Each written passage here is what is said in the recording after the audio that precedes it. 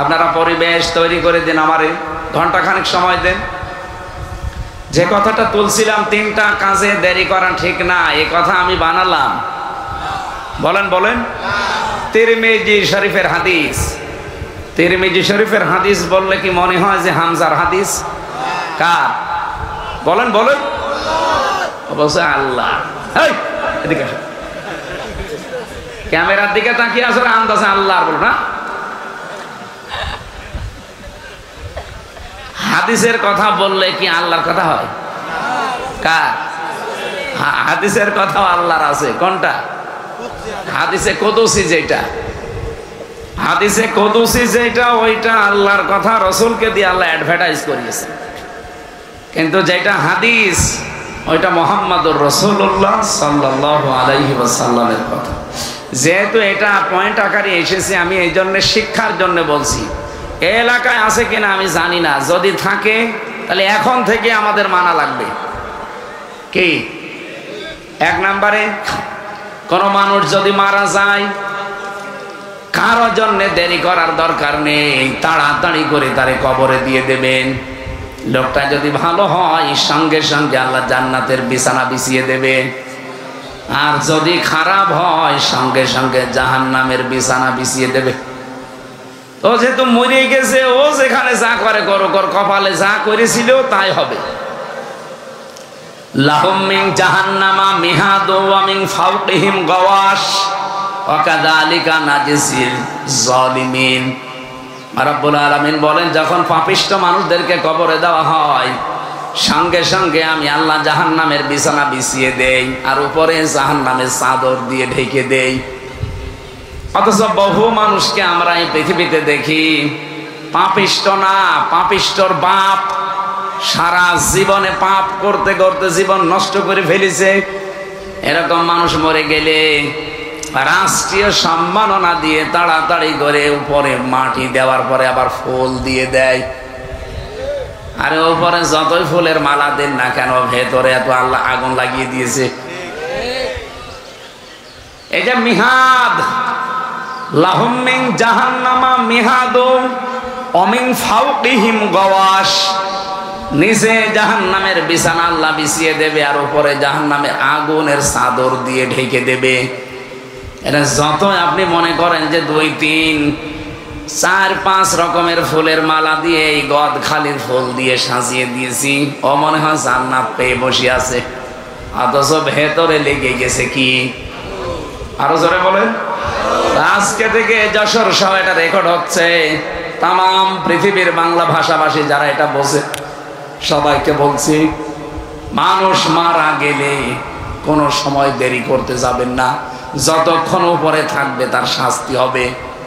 কি? তাড়াতাড়ি করে তার জায়গার জিনিস জায়গায় দিয়ে দেবেন। দ্বিতীয় নম্বরে, নামাজের সময় যদি হয়ে যায়, কোনো মহারতির জন্য দেরি করার দরকার নেই। অনেকে মনে করে না, চেয়ারম্যান আসে নাই, সভাপতি আসে নাই, কিছু মুসল্লি আসুক, আপনার দরকার কি?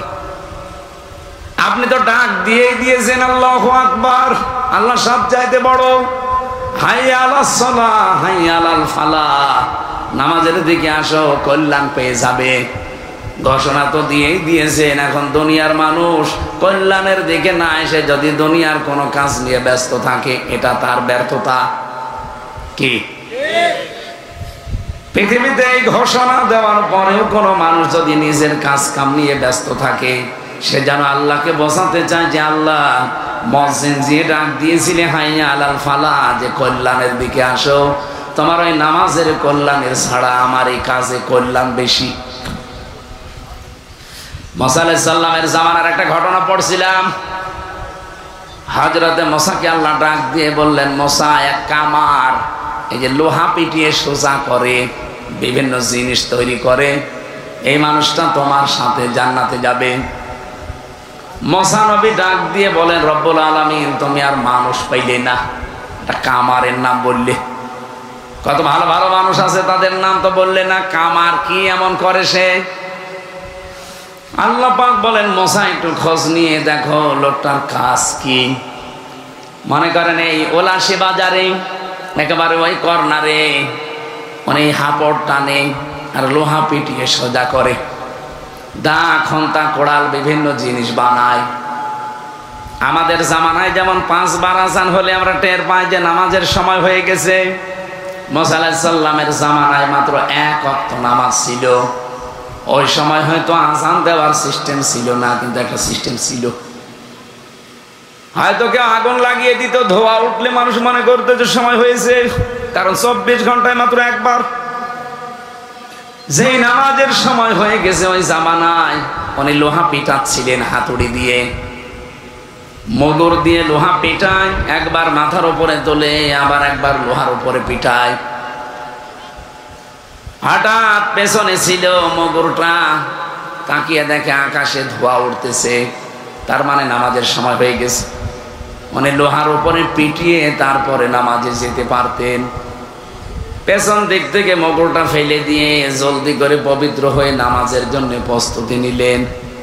মুসা নবী অনেকক্ষণ দৃশ্যটা দেখে ডাক দিয়ে বলে, রব্বুল আলামিন, এই লোকটা তো মগরটা লোহার উপরে পিটিয়ে তারপরে তোমাকে সেজদা দিতে পারতো।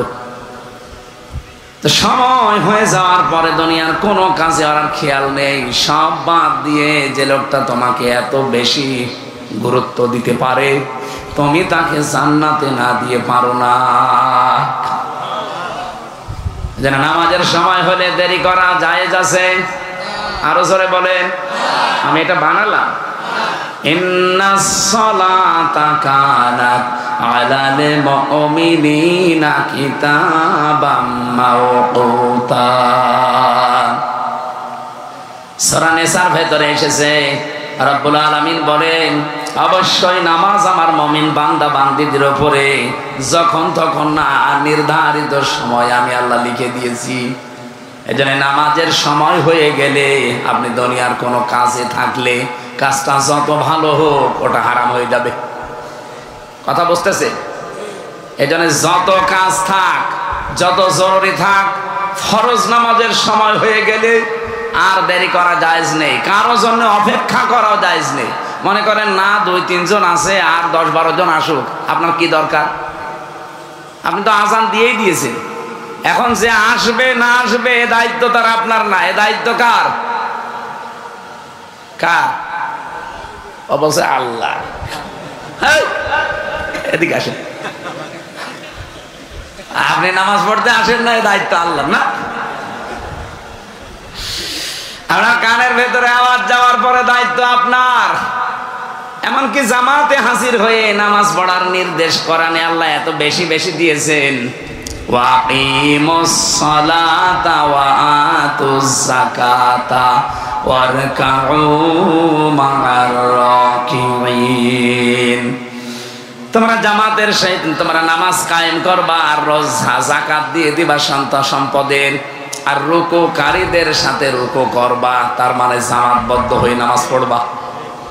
আজ পৃথিবীতে যদি এই শিক্ষাটা থাকতো যে জামাতের সহিত নামাজ পড়া লাগবে, এই এদিকে তাকান, ফিলিস্তিনে যে ঘটনা ঘটে গেল গতকাল, তাম পৃথিবীর 210 কোটি মুসলমান হতবাক নির্বাক হয়ে গেছে যে পৃথিবীর মানচিত্র থেকে গাজা, রাফা, ফিলিস্তিন নামে একটা রাষ্ট্রের অস্তিত্বই শেষ। এখন আর কেউ আপনার কাছে খাবার চাইবে না, কেউ আর ত্রাণ চাইবে না, কেউ আর ঔষধ চাবে না। পৃথিবী থেকে মানুষগুলো তারা যাবার সময় বলেই গেছে যে দুনিয়াতে মুসলমান বলে কিছু নেই। 210 কোটি মানুষ মুসলমান এই পৃথিবীতে, আর আমরা বোমার আঘাতে উড়তে উড়তে এক একবারে এক এক বোমা মারে, কারো মাথা উড়ে যায়, কারো ঠ্যাং উড়ে যায়। 8-10 জন, 20 জন, 15-20 জন বোমার সাথে আকাশে উড়তে থাকে। গতকালকে বিকাল 3টা থেকে দৃশ্যগুলো দেখার পরে আমার মনে হচ্ছিল এক একটা বোমার আঘাতে, বম বাস্টিং করার কারণে 18-20 জন, 30 জন, 50 জন উঠতেছে বোমার সাথে। হাত পা মাথা মস্তক ছিন্ন ভিন্ন হয়ে বিভিন্ন জায়গায় এই গাজা রাফায় ছড়িয়ে পড়ছে। এরা আকাশের দিকে বোমের সাথে ওড়ে না, এরা আমার আল্লাহর জান্নাতে উঠতেছে। মাঝে মাঝে পৃথিবী গরম হয়ে যায় কেন আপনি জানেন? এই যে পৃথিবী মাঝে মাঝে গরম হয়ে যায়, কাফেরদের হাতে মুসলমানদের আল্লাহ জীবন দেওয়ার ব্যবস্থা করে, এমনি না। কাফেররা তো জাহান্নামে যাবে, ওদের যন্ত্রণা আরো যেন বেশি হয়। এই জন্য নিরপরাধ মানুষ হত্যাকারীর তালিকায় তাদের নাম ওঠে। আর এই মানুষগুলো যেহেতু একেবারে অপারগ, নিরপরাধ, এদেরকে এমনি মরণ দিলে হয়তো কবরে যে ঘুমিয়ে পড়তো। তো শাহাদতের মরণ দিয়ে আল্লাহ ধন্য করে তাদেরকে আল্লাহ কিয়ামত পর্যন্ত রিজিক দেয়।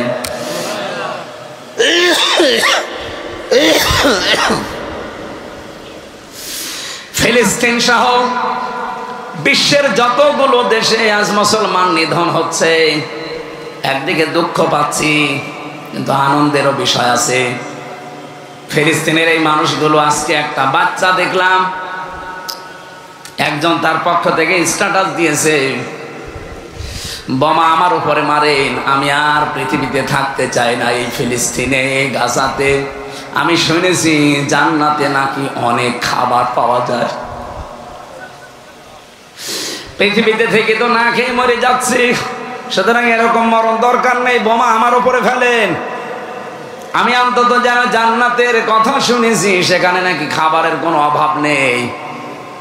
আমি তাড়াতাড়ি জান্নাতে চলে যেতে চাই, যেন ওখানে মন মতো খেতে পারি।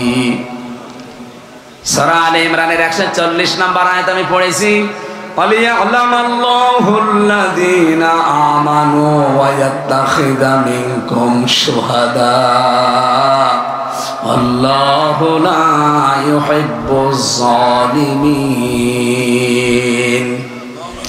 রব্বুল আলামিন বলেন, সবাইকে তো আর শাহাদাতের মরণ আল্লাহ দেয় না। তোমাদের ভেতরে যাদের ঈমানের দাম আছে, আর যে মানুষগুলোর কর্মজীবন অ্যাক্টিভিটিস কারবার আল্লাহর পছন্দ হয়, এদেরকে আল্লাহ শাহাদাতের মরণ দিয়ে ধন্য করে। ওয়ায়াত্তাখিযা মিনকুম শুহাদা, তাদেরকে আল্লাহ শাহাদাতের মরণ দেন। কারণ এমনিতেই মরণ দিলে তো কবরে ঘুমিয়ে পড়তো, শাহাদাতের মরণ দিলে আর ঘুমায় না। বালা হায়াউন ইনদা রাব্বিহিম ইরযাকুন, ও কিয়ামত পর্যন্ত জীবিত এবং আল্লাহ নিজে তাদেরকে রিজিক দেন। বলেন সুবহানাল্লাহ। এই জন্য ফিলিস্তিন সহ বিশ্বের যে মুসলমানগুলো আজ মায়ের খাচ্ছে, শহীদ হচ্ছে, একদিকে তাদের জন্য ভালো হচ্ছে, আর একদিকে আমরা যদি অসুখে মরে যেতাম, পানিতে ডুবে মরে যেতাম, তবে একটা আফসোস থাকতো না। ডানে বামে যারা বসে আছেন, অবশ্যই আপনাদের শ্রদ্ধাভাজন ব্যক্তিত্ব এই মানুষগুলো। আমি এত বলার পর আপনার কথা বলতে হয় না মানে?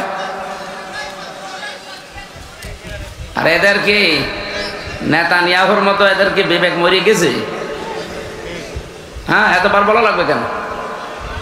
আপনার জন্য যদি ডিস্টার্ব হয় না, নামাজের কাতার যদি বাঁকা হয়, যার কারণে বাঁকা হয় পুরা গোনা তার হয়। কথা বলে না কেন? যেহেতু এই মাসলাটা বললামই, নামাজের কাতারে যার জন্য বাঁকা হয়ে যাবে, পুরা কাতারের গোনা তার উপরে বর্তাবে। এতটুকু শেষ না, তার অন্তরটা আল্লাহ হেদায়েত থেকে বঞ্চিত করে দেবে, বাঁকা হয়ে যাবে। এই হাদিস পড়তে গিয়ে আমি দেখেছি 3টা কাজে পৃথিবীতে দেরি করতে নেই। কেউ যদি দেরি করেন জেনে বুঝে, আপনার গোনা হবে। বিশেষ করে কেউ মারা গেলে কোনো মহারাতের জন্য দেরি করার দরকার নেই, যত তাড়াতাড়ি পড়েন তাড়াতাড়ি মাটির ভেতরে দিয়ে দেন। না, ওনার বড় মেয়ে থাকে অমুক জায়গায়, ওনার চাচাতো বোনের মামাতো খালাতো অমুক কে থাকে, সে আসবে, তারপর কেন? ও মরে গেছে, ওর জীবন শেষ, ওর আর কোনো দায়িত্ব নেই। এখন ওর আর ইবাদত করারও কোনো কায়দা নেই। ওয়াবুদ রাব্বাকা হাত্তা ইয়াতিয়াকাল ইয়াকিন, তোমরা ইবাদত করবা ওই দিন পর্যন্ত যতদিন তোমাদের কাছে মরণ না আসে। কি না আসে? তাহলে আমাদের ইবাদত কোন পর্যন্ত? মরণ পর্যন্ত। বলেন বলেন। আর যে লোকটা মরে গেল, ওর কাজ শেষ। এখন দায়িত্ব কাদের? জীবিত মানুষদের। আমরা যারা জীবিত আছি, আমাদের দায়িত্ব এখন ওই মরা মানুষটা নিয়ে। ওনাকে যদি দাফন কাফন না দেন, মাটির নিচে না দেন, কি আশ্চর্য গো। এখান থেকে সরে যান না, দিনের বেলা এই জন্য অনুষ্ঠানগুলো গ্যাঞ্জাম হয়ে যায়। খুব গুরুত্বপূর্ণ একটা বিষয়, সমসাময়িক, সামনে আমাদের দরকার। এই জন্যে আমি আয়াতটা পড়েছি। আপনারা পরিবেশ তৈরি করে দিন, আমারে ঘন্টাখানেক সময় দেন। যে কথাটা তুলছিলাম, 3টা কাজে দেরি করা ঠিক না, এই কথা আমি বানালাম? বলেন বলেন। তিরমিজি শরীফের হাদিস। তিরমিজি শরীফের হাদিস বললে কি মনে হয় যে হামজার হাদিস? কার? বলেন বলেন। অবশ্যই আল্লাহ। এই এদিকে আসো, ক্যামেরার দিকে তাকিয়ে আসলে আন্দাজে আল্লাহ বল না। হাদিসের কথা বললে কি আল্লাহর কথা হয়? কার? হাদিসের কথা আল্লাহর আছে। কোনটা? হাদিসে কুদসি যেটা, হাদিসে কুদসি যেটা, ওইটা আল্লাহর কথা, রসুলকে দিয়ে আল্লাহ অ্যাডভার্টাইজ করিয়েছে। কিন্তু যেটা হাদিস, ওইটা মুহাম্মাদুর রাসূলুল্লাহ সাল্লাল্লাহু আলাইহি ওয়াসাল্লামের কথা। যেহেতু এটা পয়েন্ট আকারে এসেছে, আমি এই জন্য শিক্ষার জন্য বলছি। এই এলাকায় আছে কিনা আমি জানি না, যদি থাকে তাহলে এখন থেকে আমাদের মানা লাগবে। কি? 1 নম্বরে, কোন মানুষ যদি মারা যায়, কারো জন্য দেরি করার দরকার নেই, তাড়াতাড়ি করে তারে কবরে দিয়ে দেবেন। লোকটা যদি ভালো হয়, সঙ্গে সঙ্গে আল্লাহ জান্নাতের বিছানা বিছিয়ে দেবে। আর যদি খারাপ হয়, সঙ্গে সঙ্গে জাহান্নামের বিছানা বিছিয়ে দেবে। ও যেহেতু মরে গেছে, ও যেখানে যা করে করুক, ওর কপালে যা করেছিল তাই হবে। লাহুম মিন জাহান্নামা মিহাদু ওয়া মিন ফাওকিহিম গাওয়াশ ওয়া কাযালিকা নাজিসিল যালিমিন। রাব্বুল আলামিন বলেন, যখন পাপিষ্ঠ মানুষদেরকে কবরে দেওয়া হয়, সঙ্গে সঙ্গে আমি আল্লাহ জাহান্নামের বিছানা বিছিয়ে দেই, আর উপরে জাহান্নামের চাদর দিয়ে ঢেকে দেই। অথচ বহু মানুষকে আমরা এই পৃথিবীতে দেখি পাপিষ্ঠ না, পাপিষ্ঠর বাপ, সারা জীবনে পাপ করতে করতে জীবন নষ্ট করে ফেলেছে। এরকম মানুষ মরে গেলে রাষ্ট্রীয় সম্মাননা দিয়ে তাড়াতাড়ি করে উপরে মাটি দেওয়ার পরে আবার ফুল দিয়ে দেয়। আরে উপরে যতই ফুলের মালা দেন না কেন, ভেতরে এত আল্লাহ আগুন লাগিয়ে দিয়েছে। এই যে মিহাদ, লাহুম মিন জাহান্নামা মিহাদু ওয়া মিন ফাওকিহিম গাওয়াশ, নিচে জাহান্নামের বিছানা আল্লাহ বিছিয়ে দেবে, আর উপরে জাহান্নামের আগুনের চাদর দিয়ে ঢেকে দেবে। এটা যত আপনি মনে করেন যে 2, 3, 4, 5 রকমের ফুলের মালা দিয়ে, এই গদ খালির ফুল দিয়ে সাজিয়ে দিয়েছি, ও মনে হয় জান্নাত পেয়ে বসে আছে, অথচ ভেতরে লেগে গেছে কি? আরো জোরে বলেন। আজকে থেকে যশোর সহ এটা রেকর্ড হচ্ছে। তাম পৃথিবীর বাংলা ভাষাভাষী যারা এটা বোঝে, সবাইকে বলছি, মানুষ মারা গেলে কোনো সময় দেরি করতে যাবেন না। যতক্ষণ উপরে থাকবে তার শাস্তি হবে। কি? তাড়াতাড়ি করে তার জায়গার জিনিস জায়গায় দিয়ে দেবেন। 2 নম্বরে, নামাজের সময় যদি হয়ে যায়, কোনো মহারতির জন্য দেরি করার দরকার নেই। অনেকে মনে করে না, চেয়ারম্যান আসে নাই, সভাপতি আসে নাই, কিছু মুসল্লি আসুক, আপনার দরকার কি? আপনি তো ডাক দিয়েই দিয়েছেন আল্লাহু আকবার, আল্লাহ সব চাইতে বড়। হাইয়া আলাস সালাহ হাইয়া আলাল ফালাহ, নামাজের দিকে আসো, কল্যাণ পেয়ে যাবে। ঘোষণা তো দিয়েই দিয়েছেন। এখন দুনিয়ার মানুষ কল্যাণের দিকে না এসে যদি দুনিয়ার কোনো কাজ নিয়ে ব্যস্ত থাকে, এটা তার ব্যর্থতা। কি? পৃথিবীতে এই ঘোষণা দেওয়ার পরেও কোনো মানুষ যদি নিজের কাজ কাম নিয়ে ব্যস্ত থাকে, সে যেন আল্লাহকে বোঝাতে চায় যে আল্লাহ, মুয়াজ্জিন যে ডাক দিয়েছিলে হাইয়া আলাল ফালাহ, যে কল্যাণের দিকে আসো, তোমার ওই নামাজের কল্যাণের ছাড়া আমার এই কাজে কল্যাণ বেশি। মুসা আলাইহিস সালামের জামানার একটা ঘটনা পড়ছিলাম। হযরতে মুসাকে আল্লাহ ডাক দিয়ে বললেন, মুসা, এক কামার, এই যে লোহা পিটিয়ে সোজা করে, বিভিন্ন জিনিস তৈরি করে, এই মানুষটা তোমার সাথে জান্নাতে যাবে। মুসা নবী ডাক দিয়ে বলেন, রব্বুল আলামিন, তুমি আর মানুষ পাইলে না, একটা কামারের নাম বললে। কত ভালো ভালো মানুষ আছে, তাদের নাম তো বললে না, কামার কি এমন করে সে? আল্লাহ পাক বলেন, মুসা একটু খোঁজ নিয়ে দেখো লোকটার কাজ কি। মনে করেন এই ওলাশি বাজারে একেবারে ওই কর্নারে মানে হাপড় টানে আর লোহা পিটিয়ে সোজা করে, দা খন্তা কোড়াল বিভিন্ন জিনিস বানায়।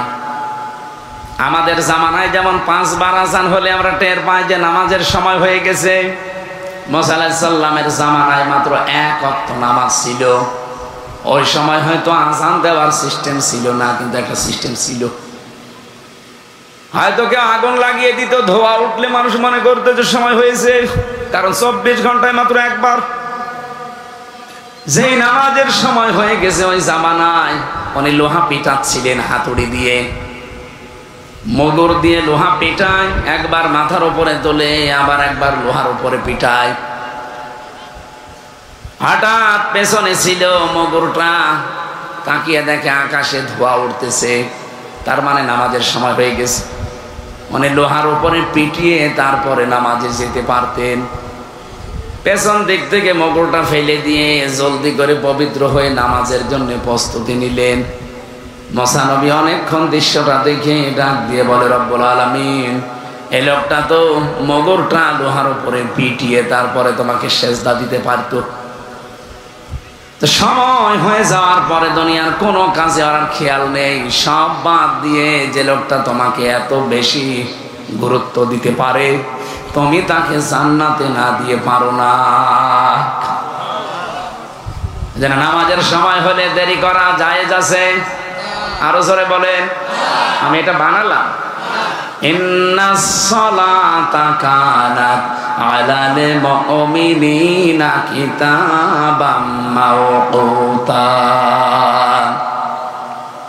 সূরা নিসার ভেতরে এসেছে, রব্বুল আলামিন বলেন, অবশ্যই নামাজ আমার মুমিন বান্দা বান্দীদের উপরে যখন তখন না, নির্ধারিত সময় আমি আল্লাহ লিখে দিয়েছি। এজন্য নামাজের সময় হয়ে গেলে আপনি দুনিয়ার কোনো কাজে থাকলে কাজটা যত ভালো হোক ওটা হারাম হয়ে যাবে। কথা বুঝতেছে? এজন্য যত কাজ থাক, যত জরুরি থাক, ফরজ নামাজের সময় হয়ে গেলে আর দেরি করা জায়েজ নেই, কারো জন্য অপেক্ষা করাও জায়েজ নেই। মনে করেন না 2-3 জন আছে, আর 10-12 জন আসুক, আপনার কি দরকার? আপনি তো আজান দিয়েই দিয়েছেন। এখন যে আসবে না আসবে এ দায়িত্ব তার আপনার না, এ দায়িত্ব কার? কার? ও বলছে আল্লাহ। এদিকে আসেন, আপনি নামাজ পড়তে আসেন না, এ দায়িত্ব আল্লাহ না। আপনার কানের ভেতরে আওয়াজ যাওয়ার পরে দায়িত্ব আপনার। এমনকি জামাতে হাজির হয়ে নামাজ পড়ার নির্দেশ কোরআনে আল্লাহ এত বেশি বেশি দিয়েছেন, ওয়াকিমুস সালাতা ওয়া আতুজ যাকাতা ওয়ারকাউ মা'আর রাকিঈন। তোমরা জামাতের সহিত তোমরা নামাজ কায়েম করবা, আর রোজ যাকাত দিয়ে দিবা সন্তান সম্পদের, আর রুকুকারীদের সাথে রুকু করবা, তার মানে জামাতবদ্ধ হয়ে নামাজ পড়বা। আজ পৃথিবীতে যদি এই শিক্ষাটা থাকতো যে জামাতের সহিত নামাজ পড়া লাগবে, এই এদিকে তাকান, ফিলিস্তিনে যে ঘটনা ঘটে গেল গতকাল, তাম পৃথিবীর 210 কোটি মুসলমান হতবাক নির্বাক হয়ে গেছে যে পৃথিবীর মানচিত্র থেকে গাজা, রাফা, ফিলিস্তিন নামে একটা রাষ্ট্রের অস্তিত্বই শেষ। এখন আর কেউ আপনার কাছে খাবার চাইবে না, কেউ আর ত্রাণ চাইবে না, কেউ আর ঔষধ চাবে না। পৃথিবী থেকে মানুষগুলো তারা যাবার সময় বলে গেছে যে দুনিয়াতে মুসলমান বলে কিছু নেই। 210 কোটি মানুষ মুসলমান এই পৃথিবীতে, আর আমরা বোমার আঘাতে উঠতে উঠতে এক একবারে এক এক বোমা মারে, কারো মাথা উড়ে যায়, কারো ঠ্যাং উড়ে যায়। 8-10 জন, 20 জন, 15-20 জন বোমার সাথে আকাশে উড়তে থাকে। গতকালকে বিকাল 3টা থেকে দৃশ্যগুলো দেখার পরে আমার মনে হচ্ছিল এক একটা বোমার আঘাতে, বম বাস্টিং করার কারণে 18-20 জন, 30 জন, 50 জন উড়তেছে বোমার সাথে। হাত পা মাথা মস্তক ছিন্ন ভিন্ন হয়ে বিভিন্ন জায়গায় এই গাজা রাফায় ছড়িয়ে পড়ছে। এরা আকাশের দিকে বোমের সাথে ওড়ে না, এরা আমার আল্লাহর জান্নাতে উঠতেছে। মাঝে মাঝে পৃথিবী গরম হয়ে যায় কেন আপনি জানেন? এই যে পৃথিবী মাঝে মাঝে গরম হয়ে যায়, কাফেরদের হাতে মুসলমানদের আল্লাহ জীবন দেওয়ার ব্যবস্থা করে, এমনি না। কাফেররা তো জাহান্নামে যাবে, ওদের যন্ত্রণা আরো যেন বেশি হয়। এই জন্য নিরপরাধ মানুষ হত্যাকারীর তালিকায় তাদের নাম ওঠে। আর এই মানুষগুলো যেহেতু একেবারে অপারগ, নিরপরাধ, এদেরকে এমনি মরণ দিলে হয়তো কবরে যে ঘুমিয়ে পড়তো। শাহাদতের মরণ দিয়ে আল্লাহ ধন্য করে তাদেরকে আল্লাহ কিয়ামত পর্যন্ত রিজিক দেয়।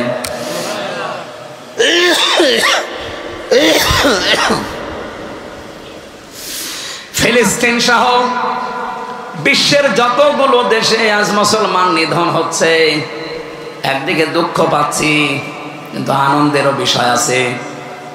ফিলিস্তিনের এই মানুষগুলো, আজকে একটা বাচ্চা দেখলাম, একজন তার পক্ষ থেকে স্ট্যাটাস দিয়েছে, বোমা আমার উপরে মারেন, আমি আর পৃথিবীতে থাকতে চাই না এই ফিলিস্তিনে, গাজাতে। আমি শুনেছি জান্নাতে নাকি অনেক খাবার পাওয়া যায়। পৃথিবীতে থেকে তো না খেয়ে মরে যাচ্ছি, সুতরাং এরকম মরণ দরকার নেই, বোমা আমার উপরে ফেলেন। আমি অন্তত যেন জান্নাতের কথা শুনেছি, সেখানে নাকি খাবারের কোনো অভাব নেই। আমি তাড়াতাড়ি জান্নাতে চলে যেতে চাই, যেন ওখানে মন মতো খেতে পারি। সূরা আলে ইমরানের 140 নম্বর আয়াত আমি পড়েছি, ওয়ালিয়ালামাল্লাহুল্লাযীনা আমানু ওয়া ইয়াত্তাখিযা মিনকুম শুহাদা আল্লাহু লা ইউহিব্বুজ যালিমিন। রব্বুল আলামিন বলেন, সবাইকে তো আর শাহাদাতের মরণ আল্লাহ দেয় না। তোমাদের ভেতরে যাদের ঈমানের দাম আছে, আর যে মানুষগুলোর কর্মজীবন অ্যাক্টিভিটিস কারবার আল্লাহর পছন্দ হয়, এদেরকে আল্লাহ শাহাদাতের মরণ দিয়ে ধন্য করে। ওয়ায়াত্তাখিযা মিনকুম শুহাদা, তাদেরকে আল্লাহ শাহাদাতের মরণ দেন। কারণ এমনিতেই মরণ দিলে তো কবরে ঘুমিয়ে পড়তো, শাহাদাতের মরণ দিল আর ঘুমায় না। বালা হায়াউন ইনদা রাব্বিহিম ইরযাকুন, ও কিয়ামত পর্যন্ত জীবিত এবং আল্লাহ নিজে তাদেরকে রিজিক দেন। বলেন সুবহানাল্লাহ। এই জন্য ফিলিস্তিন সহ বিশ্বের যে মুসলমানগুলো আজ মায়ের খাচ্ছে, শহীদ হচ্ছে, একদিকে তাদের জন্য ভালো হচ্ছে, আর একদিকে আমরা যদি অসুখে মরে যেতাম, পানিতে ডুবে মরে যেতাম, তবে একটা আফসোস থাকতো না। যেমন নাপাক মানুষদের হাতে আল্লাহ আমাদের মরণ দিয়ে দিচ্ছে, আমাদের নিজেদের কারণে। আর ওই কারণটার নাম হচ্ছে ঐক্য। কে কথা বলে না কেন? আমার কথা বোঝার মতো যোগ্যতা আপনার থাকা লাগবে। আমি গতাগণের কথা বলছি না। রুকু করো সবাই মিলে মা'আর রাকিঈন।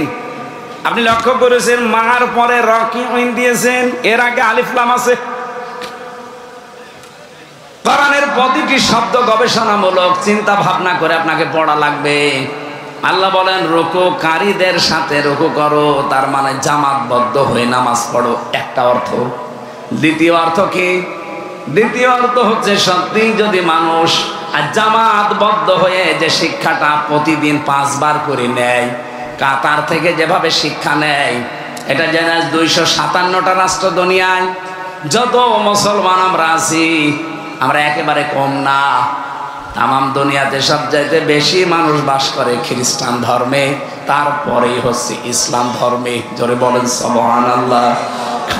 এই 210 কোটি মুসলমান আমরা সত্যি যদি এই ঐক্যবদ্ধ হওয়া কাতারের এই শিক্ষা নিতে পারতাম নামাজ থেকে, ফিলিস্তিনের এই আর্তনাদ গতকালকে 3টায় বন্ধ হয়ে যেত।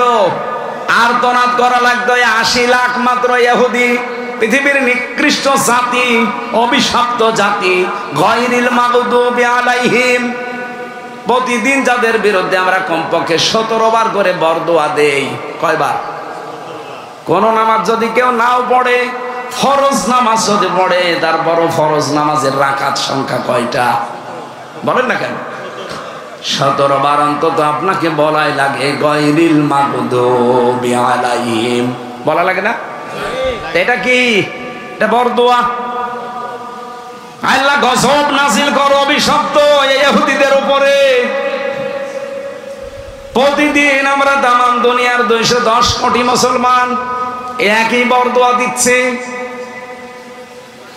শুধু বরদোয়ার সাথে সাথে যদি একটু ঐক্যবদ্ধ হতে পারতাম। আজকে স্ট্যাটাস দিয়েছে নেতানিয়াহু, এই শয়তান, এই কোলাঙ্গার, যে আমরা যখন বাইতুল মুকাদ্দাসে হাত দিলাম, ফিলিস্তিনের মুসলমানদের দ্বিতীয় কিবলা বলা হয়। নবীজি যেখানে 17 মাস নামাজ পড়েছিলেন মুখ করে, কতদিন? মুসলমানদের দ্বিতীয় কিবলা যেটা, এইটা যখন আমি ভেঙে ফেলছিলাম, আমার তো মনে হচ্ছিল তামাম দুনিয়ার 210 কোটি মুসলমান, 57টা মুসলিম রাষ্ট্র, সবাই না জানি এক বাক্যে একযোগে লং মার্চ করে একেবারে ফিলিস্তিনের দিকে, ইসরায়েলের দিকে আবার সবাই তেড়ে আসে কিনা। যদি আসতো তাহলে আমার 80 কোটি ইহুদি এত পায়ের সাথে পিষিয়ে মেরে ফেলতো। কিন্তু দেখলাম না।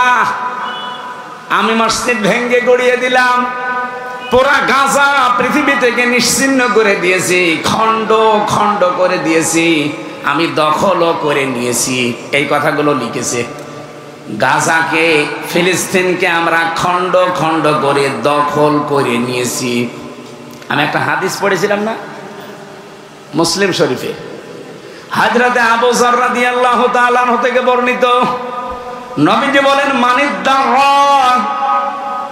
মানিদ্দাআ মা লাইসা লাহু মিন্না, এই পৃথিবীতে যেই জিনিসটা তোমার না, তুমি যদি ওইটার দখলদারিত্ব নিজের আয়ত্তে নিয়ে নাও, যে এটা আমার, জোর করে জবরদস্তি করে যদি ওর দখল নাও, নবীজি বলেন 2টা কথা, ফালাইসা মিন্না, 1 নম্বরে সে আমার দলভুক্ত না, 2 নম্বরে ওয়ালিয়াতাবাওয়া মাকআদাহু মিনান নার, সে যেন তার স্থান জাহান্নামের মাঝখানে করে নেয়। বলেন নাউজুবিল্লাহ। যশোরবাসী হাদিস থেকে কি নিতে পারলেন বলেন তো? আজ বিশ্বে যে মানুষগুলো যেই জিনিসের মালিক না, ওটা যদি কেউ জোর জবরদস্তি করে দখল করে নিজের আয়ত্তে নিয়ে নেয়, সে নবীর উম্মত থেকে বের হয়ে যায়। কি বলেন বলেন? এ বাংলাদেশে আমরা বহু মানুষকে দেখি, যে জিনিস আমার না, জোর জবরদস্তি করে দখল করে বিভিন্ন কায়দায় নিজের আয়ত্তে নিয়ে নেয়। এটা আমি বেশি বললাম? কত মানুষ দেখেন আগস্টের 5 তারিখের পর থেকে ঘাট দখল, মাঠ দখল, বাজার দখল। যশোরে হয়তো এগুলো নেই, এই জন্য টের পাচ্ছেন না। আমার কুষ্টিয়ার গড়াই নদীর ঘাট দখল হয়ে গেছে আল্লাহর ওলিদের দ্বারা। অথচ সরকারি জিনিস আপনি দখল করে নিলেন কি করে? কত বাজার দখল করলেন, বাজার তো পৌরসভার, আপনি নিলেন কি করে? এই যে ঘাট দখল, বালি মহল দখল, কত দখল দখল চলে। যারা এগুলো করেন, যদি যশোরে কেউ থাকেন, হুঁশিয়ার, আপনি কিন্তু নামাজ পড়তে পারেন, রোজা রাখতে পারেন, হজ করে আসতে পারেন, নামের আগে মোহাম্মদ থাকতে পারে, আপনি নবীর উম্মত থেকে বের হয়ে গেছেন। এরকম মানুষ আছেন কারা, যারা অন্যের জিনিস দখল করে নেন? হাত তোলেন তো। আলহামদুলিল্লাহ। যশোরে আমার মনে হয় হাদিস বলা আমার ঠিক হইল না, এটা কুষ্টিয়ায় বলার দরকার ছিল। এই কোন দিকে তাকিয়ে আছে? 2 নম্বরে বিশ্বনবী জানিয়েছেন, ওয়ালিয়াতাবাওয়া মাকআদাহু মিনান নার, সে যেন তার স্থান বানিয়ে নেয় নারে। নার মানে আগুন, মানে জাহান্নাম। আগুন মানে জাহান্নামের যতগুলো নাম আছে, বৈশিষ্ট্য আছে, তার ভেতরে একটা হচ্ছে আগুন, নার। এখান থেকে আমরা যেটা আপনাদের বলতে চাচ্ছি, তামাম পৃথিবীর মুসলমানের আজ শোনেন, এই যে ইসরায়েল, এরা কিন্তু বানভাসী হিসাবে এসেছিল। এই যে রোহিঙ্গারা যেমন এসেছে, ওইভাবে এসেছিল ফিলিস্তিনে। ইসরায়েলের জায়গাটা তারা বলেছিল আপনারা বাস করেন, শেষে নিজেরাই দখল করে মালিক হয়ে গেছে। প্রথমটা আমার দেশের জন্য হয়তো মেলে, হয়তো অনেক মুসলমানের ভেতরে এই চরিত্র আছে, যে জিনিস যার না, জোর করে যদি দখল করে নেয়, সে যেমন নবীর উম্মত থাকে না। 2 নাম্বারটা, ওরা তো নবীর উম্মত না, কিন্তু ওরা তো মানুষ, তারা কি, যদি ওদের এখন আর মানুষ বলা যাচ্ছে না, মানুষের যা কাজ কারবার একটা ওই শব্দ জাতি ইহুদিদের ভেতরে আর নেই, সেই হিসাবে বলছি ওরা দখলদারিত্ব করছে। যা হাজার হাজার মানুষকে আজ মিশরের দিকে দেখলাম রওনা দিয়েছে, নিজেদের বাড়ি ঘর সব মালামাল রেখে এখন চলে যাওয়া লাগছে। যেখানে ওরা যাচ্ছে, যাদেরকে এইভাবে বাড়ি ঘর থেকে উৎখাত করা হয়েছে, নিশ্চিহ্ন করে দিয়ে জায়গাগুলো যারা দখল করে নিয়েছে, পৃথিবীর মানুষেরা ও ইহুদিরা, কানে হয়তো আপনাদের যাবে আওয়াজগুলো।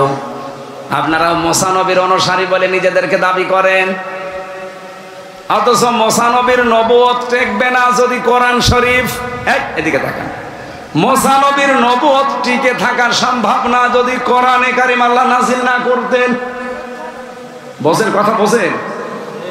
ঈসা নবীর নবুয়ত টিকে থাকাই সম্ভব না যদি আল্লাহ কোরআনে কারিম নাযিল না করতেন। সেই কোরআন থেকে শোনাচ্ছি, সেই কোরআনের ব্যাখ্যা হাদিস থেকে শোনাচ্ছি। এ পৃথিবীতে আজ যারা জোর দখলদস্তি করে দখল করে নিচ্ছেন, একটা কথা ভালো করে বিশ্বাস করেন, কান খাড়া করেন, যেহেতু একটা নবীর নাম আপনারা বলেন, ইহুদিরা বলে কিন্তু যে আমরা মুসা নবীর উম্মত। কার বলেন? বলেন। খ্রিস্টানরা বলে আমরা ঈসা নবীর উম্মত। এই জন্য আপনাদের বলছি, একটা নবীর নাম বলে যেহেতু নিজেদেরকে পরিচয় দেন, বিশ্বাস করতে পারেন এই দুনিয়াতেই অবশ্যই আমার আল্লাহ হয়তো নবী আর পাঠাবে না, আর রাসূল আর পাঠাবে না, কিন্তু আবাবিল পাঠাবে না। এই কথা কোরআনে আল্লাহ বলেন নাই? বলেন বলেন। আল্লাহর কাছে মুসাফির অবস্থায় বলছি, আল্লাহ অন্তত পৃথিবীর এই নিকৃষ্ট জাতি অভিশপ্ত এই ইসরায়েলের জন্য তুমি আবার একটা আবাবিল ঝাঁক পাঠিয়ে দাও। তুমি যেমন রহমান আর রহিম, তুমি তো জব্বার আর কাহার। শুধু রহমান রহিমই দেখাবে না, একটু জব্বার আর কাহারটা দেখাও। এই পৃথিবীর এই নিকৃষ্ট মানুষগুলোকে তাদের পাপের অপকর্মের শাস্তি আমাদের চোখের সামনে তুমি দাও। বলেন আমিন। আমি যে কথাটা তুলেছিলাম ওইটা বলছি এবার। আজ আমরা যদি এই শিক্ষাটা নিতে পারতাম, নেতানিয়াহুর আজকের এই স্ট্যাটাসটাও দেওয়ার সাহস পেত না। ও নিজেই বলছে, মনে করলাম যে আমি আজ বাইতুল মুকাদ্দাস, মসজিদে আকসা এটা ধ্বংস করে ফেলার পর তাম দুনিয়ার মুসলমানেরা মৌমাছির ঝাঁকের মতো একেবারে আমাদের ওপরে ঝাঁপিয়ে পড়বে, কিন্তু দেখলাম না, সব নীরব।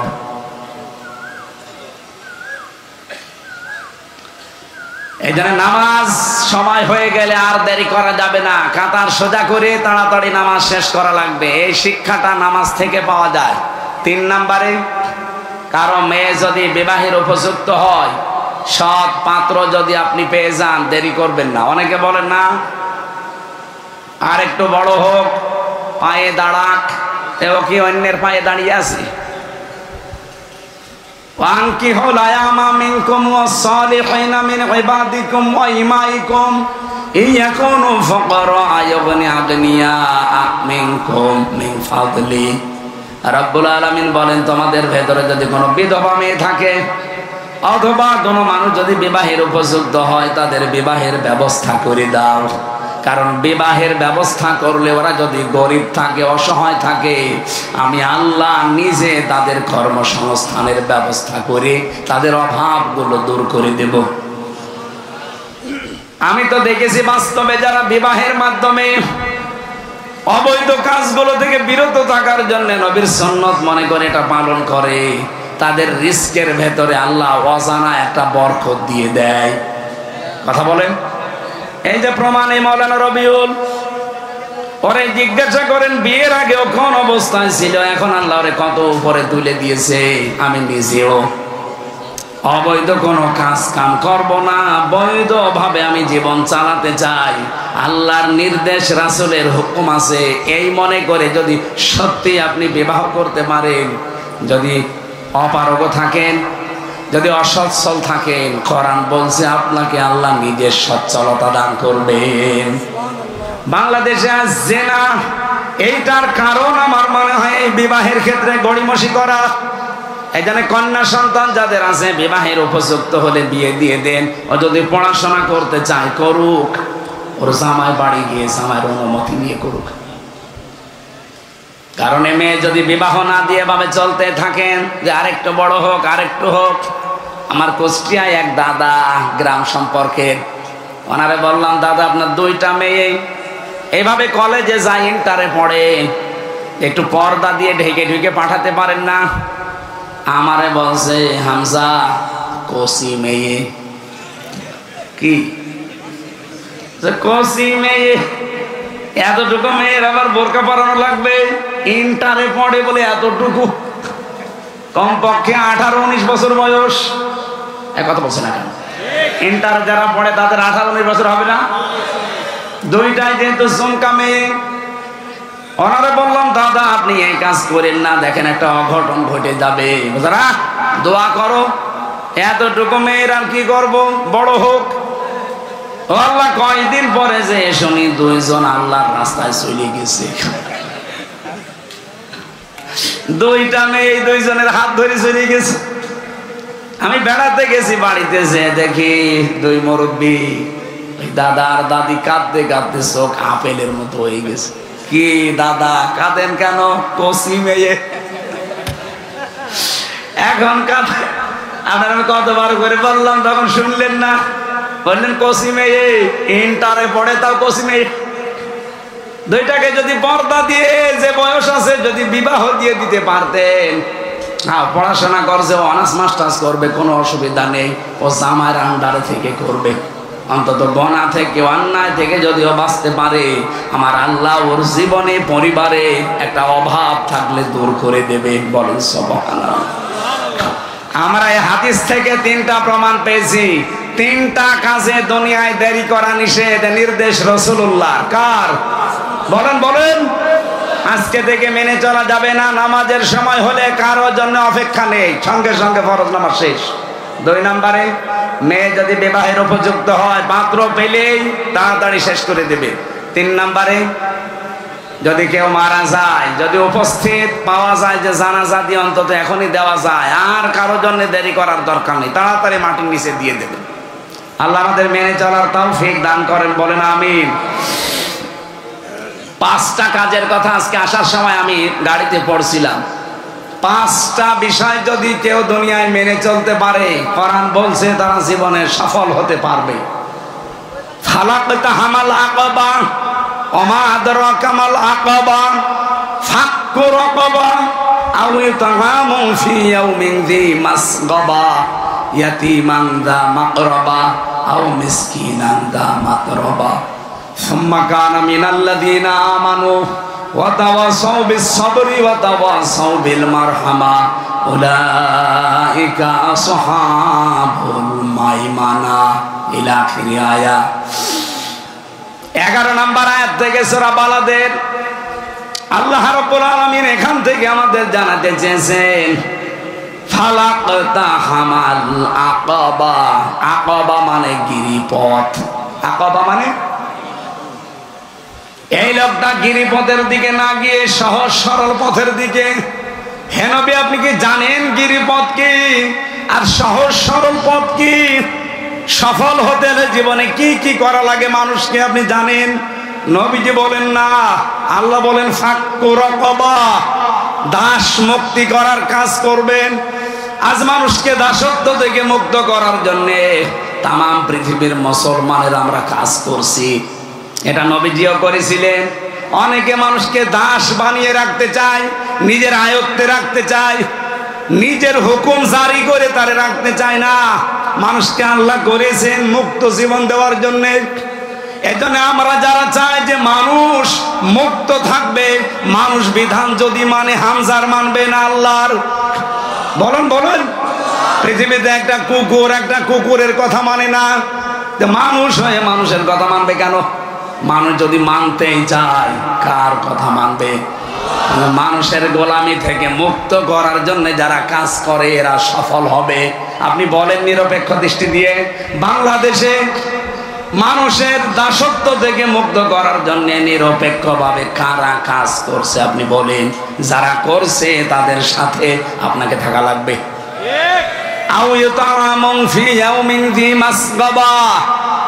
অথবা এতিম মিসকিনদের যারা খাবারের ব্যবস্থা করে, অসহায় মানুষদের মুখে হাসি ফোটানোর জন্য যাদের সারা জীবনের চেষ্টা, বলেন তো এদেশে কারা এই কর্মসূচি হাতে নিয়ে এগিয়ে যায়? আপনি আন্দাজে কথা বললে হবে? আমি তো কোরআনের দলিল দিয়ে বলছি, সফল হতে হলে, সাকসেস হতে হলে, আল্লাহর দৃষ্টিতে যদি আপনি জান্নাতি মানুষ হতে চান, এই 5টা কাজ করাই লাগবে। 1 নম্বরে কি বললাম? মানুষকে মানুষের দাসত্ব থেকে মুক্ত করার জন্য কাজ করবেন।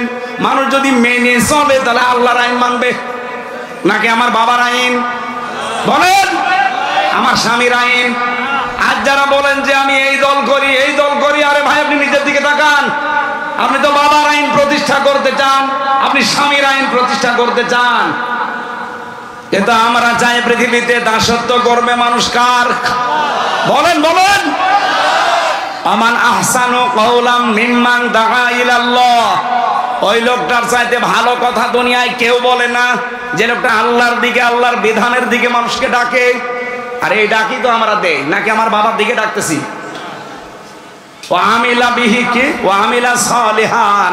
আর দুনিয়ায় সাধ্যমতো ভালো ভালো কাজের আঞ্জাম দিয়ে বেড়ায়। ওয়াকালা ইন্নানি মিনাল মুসলিমিন, আর বলে আমি মুসলমান। কি বলে? বলেন বলেন। আপনি প্রথম 2টা কথা হয়তো মানতে পারেন, এদিকে তাকান। আপনি আল্লাহর দিকে মানুষকে কম বেশি ডাকেন, আমিও দেখি, আপনিও দেখছেন, ভালো ভালো কাজ আপনি করেন কম বেশি, কিন্তু ওয়াকালা ইন্নানি মিনাল মুসলিমিন, আমি মুসলমান, এই কথা বলার যোগ্যতা বাংলাদেশে এখন অনেকেরই নেই। আগস্টের 5 তারিখের আগে তো অনেকের ছিলই না, এখনো পর্যন্ত অনেকে পরিচয় দিতে ভয় পায়। কারণ পরিচয় দিলেই হবে না। কেউ যদি বলে আমি মুসলমান, আমার মেয়ে বেপরদায় চলতে পারবে? কি কথা বলেন না? কারণ মুসলমানের মেয়ে বেপরদায় চলে। কেউ যদি বলে আমি মুসলমান, সে ঘুষ খেতে পারবে, সে সুদ খেতে পারবে। অথচ এখানে কত মানুষ জেনে শুনে টাকা ছেড়ে রেখেছে, টাকা ছেড়ে রাখে, মাসে মাসে টাকা আসে, 1000 টাকা 100 টাকা বেশি দেয়। নাকি যশোরে শুরু হয়নি? কারা কারা এলাকায় এই ব্যবসা করছেন একটু হাত তোলেন তো দেখি আপনার চাঁদ মুখটা। ও আপনারা আন্দাজে এক কথা চাপিয়ে দেন, এ তো আল্লাহর হলি বসে আছে সব, এরা এই কাজ করবে? তারা আসেনি, ঠিক আছে। যদি তাদের কানে যায়, এই মানুষগুলো যদি জানা শোনার পরেও এই গোনাটা না ছাড়ে, ও মরে গেলে ওর জানাজা দেওয়ার দরকার নেই। কারণ জেনে শুনে কেউ যদি কবিরা গোনা করে, ওর ঈমান থাকে না, আর বেঈমানের জানাজা পড়া জায়েজ আছে? বলেন। সুতরাং যারা সুদ খাচ্ছেন, না খেয়ে মরে যাবেন, কিন্তু সুদ খাওয়া যাবে না। সুদ খাওয়া আর মায়ের সাথে জেনা করা একই কথা। আপনি মায়ের সাথে জেনা করে জান্নাতে যাওয়ার আশা করেন, আপনি পাগল না মাতাল? 2টাই। আশা করছি এই কাজটা ছেড়ে দেন ভাই। আমি কি বেশি বলে ফেললাম? এটা মনে হয় যশোরে বলা ঠিক হইল, কুষ্টিয়ায় বলা ভালো। আপনার এই যোগ্যতা আমরা হারিয়ে ফেলেছি। আজ আমি মুসলমানের পরিচয় আমি দেবো কি করে? আমার বউ বেপরদায় চলে, আমি নিজে সুদের সাথে জড়িত, আমি নিজে আল্লাহর আইনের পক্ষে কাজ করি না, আর আল্লাহর আইন যেন প্রতিষ্ঠিত না হয় সেই ব্যবস্থা আমার দ্বারা হয়। বলেন বলেন। এই জন্য এতিম মিসকিনদের, অসহায় মানুষদের পাশে দাঁড়ানো এই অভ্যাস কার আছে?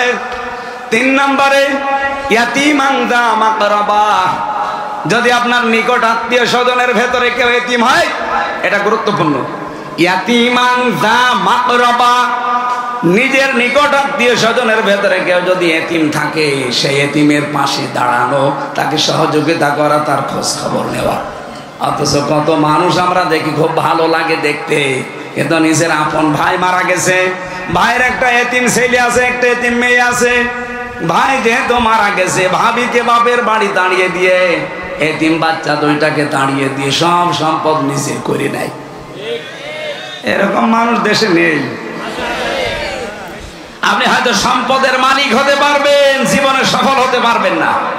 আপনার এই অবৈধ সম্পদগুলো দুনিয়ায় রেখে যাবেন ঠিক, কিন্তু মারা যাওয়ার পরে অবৈধ সম্পদ আপনার যে ছেলে থাকবে, মেয়ে থাকবে, বউ থাকবে, তারা অবৈধ কাজে এগুলো আরো ব্যয় করবে, আর সব বিকাশ হয়ে ফিলাক্সি লোড হয়ে আপনার কবরে যাবে।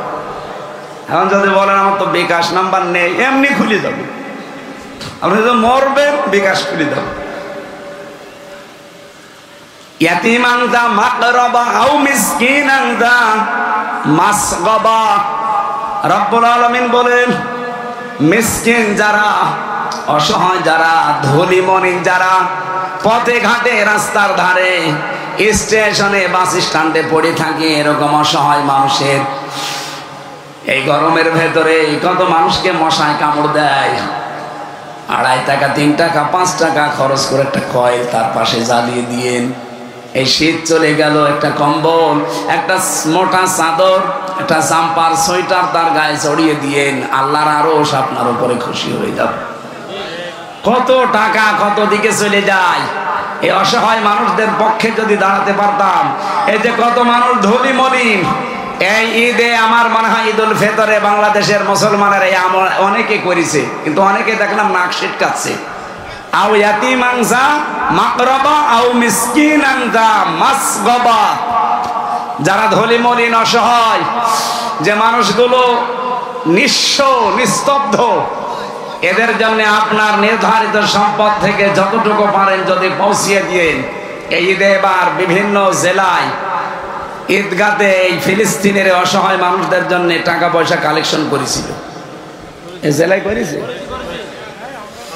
যে যতটুকু পেরেছে। আমার কুষ্টিয়া হালসা, যেখানে আমি নামাজ আদায় করা ঈদের, লাখের উপরে টাকা আমার মুসল্লিরা দিয়ে, ওটা বাংলাদেশ জামাত ইসলামের আমিরের মাধ্যমে আমরা দূতাবাসে পাঠিয়ে ফিলিস্তিনে পাঠিয়েছিলাম। কি হলো, পুরা মাটির সাথে মিশে গেছে পুরা এলাকাটায়। এখন আর তারা আমাদের এই টাকা চাইবে না, এখন তারা আমাদের কাছে আর রসদ চাইবে না, ঔষধ চাইবে না, অক্সিজেন চাইবে না। তারা সব অলরেডি আকাশে জান্নাতে চলে গেছে। আমার ভাইরা 5 না 4 নাম্বারটা বলছিলাম, সুম্মা কানা মিনাল্লাযিনা আমানু। দুনিয়াতে যে মানুষগুলো ঈমানের দাবি করবে সঠিকভাবে, ওয়াতাওয়াসাউ বিস-সাবরি ওয়াতাওয়াসাউ বিল মারহামা, দুনিয়ায় যারা সবর এবং রহমের উপদেশ মানুষকে দেবে, এই 5টা কর্মসূচি যাদের জীবনে থাকবে, উলাইকা আসহাবুল মাইমানা, এরা হচ্ছে ডানপন্থী। এরা কি? আর ডানপন্থী মানুষগুলো জান্নাতি। আল্লাহ এই 5টা কাজ আমাদের জীবনে যেন সফল করার তৌফিক দেন, বলেন আমিন। সূরা মায়েদা 120টা আয়াত আছে, মাত্র একটা আয়াতের 4 ভাগের 1 ভাগ আমি পড়েছি। আজকের আলোচনার বিষয় হচ্ছে পরিপূর্ণ। কি বললাম? আলিয়াউমা আকমালতু লাকুম দীনাকুম ওয়া আতমামতু আলাইকুম নি'মাতি ওয়া রাদিতু লাকুমুল ইসলাম দীনা। বিশ্বনবী ইন্তেকালের 81 দিন আগে আয়াতটা নাযিল হয় দুনিয়ায়। হযরত রাসূল জীবনের শেষ ভাষণ যেদিন দিয়েছিলেন বিদায় হজে, ওই দিন ছিল ঈদের দিন। কিসের দিন? ঈদ মানে ঈদুল আযহা, ঈদুল ফিতর না। একদিকে জুমার দিন, যেটা মুসলমানদের কাছে ঈদের দিন, আর একদিকে ছিল হজের দিন, ওইটাও আমাদের কাছে ঈদের মতো। এই 2টা ঈদ এরকম খুশির একটা দিনে আমার আল্লাহ নাযিল করে দিলেন। 1,14,000, কেউ লিখেছে 1,24,000 সাহাবী তার সামনে বসা ছিল। নবীজি ঘোষণা দিলেন, আলিয়াউমা আকমালতু লাকুম দীনাকুম, আজকের এই দিনে দ্বীন ইসলাম আল্লাহ আমাদের জন্য পরিপূর্ণ করে দিয়েছেন। ওয়া আতমামতু আলাইকুম নি'মাতি, আল্লাহর যত নিয়ামত আছে সব আমার আল্লাহ পরিপূর্ণ করার মাধ্যমে শেষ করেছেন। এদিকে তাকান, কথাটা কিন্তু ছোট মনে হচ্ছে, এর ভেতরে অনেক সিগনিফিকেন্স আছে। আল্লাহ তো বলতে পারতেন আমি সমাপ্ত করে দিলাম, আল্লাহ বলেন পরিপূর্ণভাবে সমাপ্ত করলাম আমার নিয়ামত। এটা কি?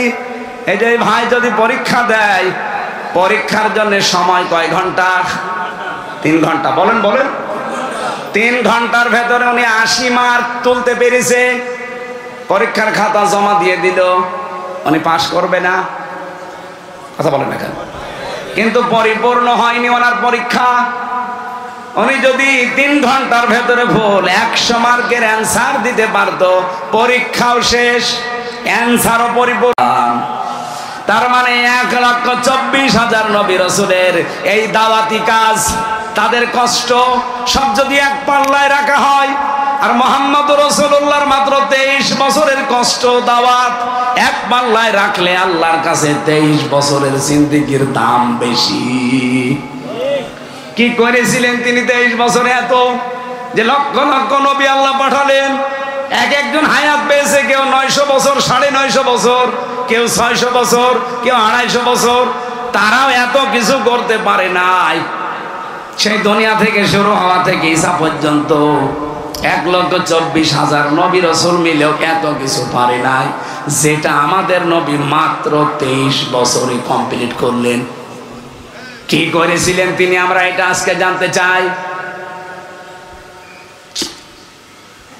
আরো আগে তুলে দিলে অনেক ভালো হতো। বারবার বলছিলাম যে আমরা নিয়ে চলেন, নিয়ে চলেন। ওরা বলছে 8-10 মিনিট, 8-10 মিনিট, 8-10 মিনিট, এই করে করে বসিয়ে সময়টা নষ্ট করি। আর আদিতু লাকুমুল ইসলাম দীনা, আল্লাহ বলেন আমি 3 নম্বরে আমি শুধুমাত্র কেবলমাত্র রাজি হয়েছি ইসলামী দিনের উপরে। 4,500 ধর্মের মানুষ আমরা এখন এই দুনিয়ায় বাস করি, একটা ধর্মের উপরে আল্লাহ মাত্র খুশি আছে, দিনের উপরে, তার নাম ইসলাম। আরো জোরে বলেন ইসলাম। এই জন্য আমরা যারা মুসলিম, এই ঘটনা যারা শুনতে পাচ্ছেন, দুনিয়াতে 210 কোটি মুসলিম, কিছু না থাক কোনো আফসোস করবেন না। জীবনে কিছুই যদি না পান কোনো অসুবিধা নেই, যে দিনটা পেয়েছেন এই দিনের উপরে শুধু আমার আল্লাহ রাজি। পৃথিবীর কোন দিনের উপরে, ইসলামের উপরে, ধর্মের উপরে আল্লাহ রাজি নেই। এজন্য ইন্নাদ-দীনা ইনদাল্লাহিল ইসলাম, আমার কাছে মনোনীত একটাই ধর্ম আছে, তার নাম ইসলাম। আরো জোরে বলেন আমাইয়াবতাকি গায়রাল ইসলাম দীনান ফালা ইউকবাল মিন। এই পৃথিবীতে ইসলাম বাদ দিয়ে অন্য কোন নিয়ম নীতি কেউ যদি মানে, জীবনেও তার কোনো ইবাদত বন্দেগী কবুল হবে না। ইসলাম বাদ দিয়ে বিয়ে করলে বিয়ে হয়? বলেন বলেন। তাহলে মুসলমান বাদ দিয়ে পৃথিবীতে যত জাতির বিয়ে হচ্ছে, ওটা কি বিয়ে না জিনা? বলেন, কথা বুঝতেছে? ইসলাম বাদ দিয়ে যদি নামাজ পড়লে নামাজ না হয়, ইসলাম বাদ দিয়ে রোজা রাখলে যদি রোজা না হয়, ইসলাম বাদ দিয়ে রোজা নেই কি? এই যে হিন্দুরা উপোস থাকে, ওরা মনে করে আমরা রোজায় আছি, কিন্তু এটার দ্বারা সওয়াব হবে। খ্রিস্টানরা রোজা রাখে, ওরা ইফতারি করে না। ইহুদিরাও রোজা রাখে, সেহরি করে না। অন্যান্য জাতির লোকেরা রোজা রাখতো, যেমন মরিয়ম আলাইহিস সালাম রোজা রাখতেন। তার রোজার সিস্টেম ছিল খাওয়া দাওয়া করা যাবে, পান করা যাবে, শুধু কথা বলা যাবে না। আমার মনে হয় ওইটা আমাদের দিলে ভালো হইতো না, পারতাম না, অনেক কঠিন আছে। আপনি কি মনে করছে? 24 ঘন্টা, প্রায় 24 ঘন্টায় কথা বলা যাবে না, তাছাড়া খাওয়া দাওয়া করা যাবে, পান করা যাবে। মরিয়ম আলাইহিস সালামকে আল্লাহ এই রোজা দিয়েছিলেন, যেহেতু সেই শরীয়ত তাদের জন্য, ওটা আমাদের জন্য না। আল্লাহ পাক বলেন ইসলাম বাদ দিয়ে যদি নামাজ না হয়, রোজা না হয়, বিয়ে শাদী না হয়, ইসলাম বাদ দিয়ে রাজনীতি হয়। এবার মন খারাপ হয়ে গেল? খারাপ হবে, আমি জানি। খারাপ হলে আমি কি করবো? আয়াত বাদ দিয়ে দেব? ইসলাম বাদ দিয়ে আপনার মন খারাপ হওয়ার কিছু নেই। ইসলাম বাদ দিয়ে আপনি মনে করলেন নামাজ পড়বো, নামাজ যেভাবেই পড়েন ইসলামের কায়দায় পড়া লাগবে। কেউ যদি নামাজ যেভাবে পড়ে, আল্লাহু আকবার, যেভাবে তাকানো দরকার ওইভাবে তাকানো লাগবে। কোন দিকে? সেজদার দিকে। এখন যদি কেউ আকাশের ফ্যান বলে, কয়ে তারকা গুনতেছে, এদিকে ওদিকে তাকাচ্ছে, ওই ইসলামের নামাজ হয়েছে? নামাজ হয়েছে, কিন্তু ইসলামের নামাজ হয়নি। সাল্লু কামা রাআইতুমুনি উসাল্লি, নামাজ ওইভাবে পড়ো যেভাবে আমাকে দেখো। তাহলে নবীজি কি নামাজে এদিকে ওদিকে তাকিয়েছিলেন? হালকা মশা মেরেছিলেন? হ্যাঁ, নবীজির সাহাবী হযরতে আলী নামাজে দাঁড়িয়েছিলেন, তীর লেগেছিল জিহাদের ময়দানে, খোলা যাচ্ছিল না। নামাজে দাঁড়িয়েছে, টান দিয়েছে, তীর খুলে গেছে, টের পায়নি। নামাজে দাঁড়িয়ে কি মন ছিল আল্লাহর প্রতি বলেন তো, তীর খুলে যায় টের পায় না। আর আমাদের তীর না, পায়জামা খুলে গেলে টের পেয়ে যায়। না, নামাজে মন তৈরি করা লাগবে, নামাজের ভেতরে খুশু খুশু নিয়ে আসা লাগবে। সম্মানিত ভাইরা, আমরা যেটা বোঝাতে চাচ্ছি সহজ ভাষা, যে নামাজ আপনি ইসলাম ছাড়া পড়লে হয় না, বিয়ে ইসলাম ছাড়া বিয়ে হয় না, রোজা ইসলাম ছাড়া রোজা হয় না, রাজনীতিও ইসলাম ছাড়া রাজনীতি হয় না, ওটা দুর্নীতি হয়। অর্থনীতি যেটা, এই যে জাকাত ভিত্তিক অর্থনীতি আজ নেই, এই জন্য সুদ আমাদের উপরে চেপে বসেছে।